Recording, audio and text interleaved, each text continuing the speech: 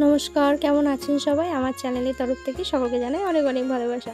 তো দেখেই বুঝতে পারছো সকাল সকাল মেয়েকে রেডি করে নিয়েছিলাম, তো রেডি করে দিয়েছি। তো ঠাম্মার সঙ্গে গেল হচ্ছে আমাদের গ্রামেরই একটা প্রাইমারি স্কুলে। তো সেখানে এই যে আমাদের জাতীয় পতাকা উত্তোলনের সময় এটা, তো আমিও ভাবলাম তোমাদের সঙ্গে একটু শেয়ার করে নিই।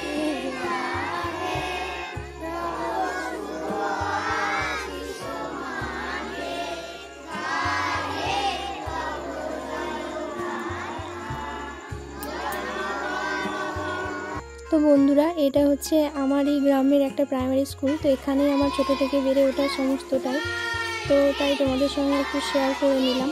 তো তারপর এদিকে দেখো আমাদের ছোট ছোট বাচ্চারা একটু গ্রামে বেরিয়েছিল। তো আজকে ছিল আমাদের স্বাধীনতা দিবস সেই জন্য। তো তারপর এদিকে দেখো চলে এসেছিলাম হচ্ছে বাড়ি। তো ও গেছিলো ঠাম্মার সঙ্গে, আমি যদিও যাইনি। তো দুপুরে এদিকে একদম লাঞ্চটা কমপ্লিট করে নিলাম। তো তারপর দেখো এদিকে দুপুরে আজ বানিয়েছিলাম পমফ্রেট মাছের ঝাল। তো তারপর একটু রেস্ট নিয়ে আবারও সন্ধ্যার দিকে টিফিনে বানিয়ে নিচ্ছিলাম হচ্ছে ভেজ মোমো। ভেজ মোমো বললে হয়তো ভুল বলা হবে, কারণ এর মধ্যে আমি পেঁয়াজ এবং রসুনটা অ্যাড করেছিলাম। তো পেঁয়াজ এবং রসুনটা আমরা আমিষের জাতীয় সবজির মধ্যেই ধরি।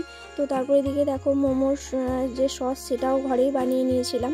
তো বন্ধুরা তোমাদের পুরো ব্লগটা দেখতে কেমন লাগছে কমেন্টে কিন্তু অবশ্যই জানাবে।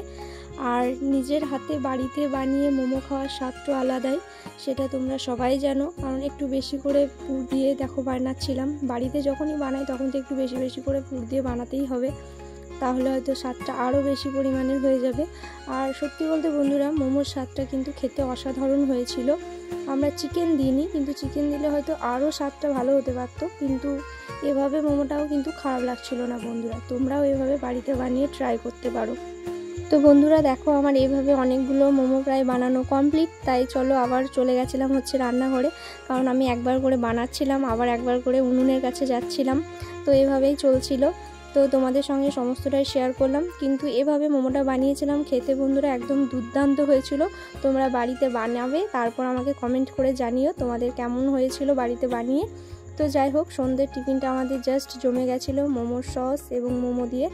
তো যাই হোক খেতেও দুর্দান্ত হয়েছিল, তোমরা দেখেই বুঝতে পারছো মোমোটা কত সুন্দর হয়েছে।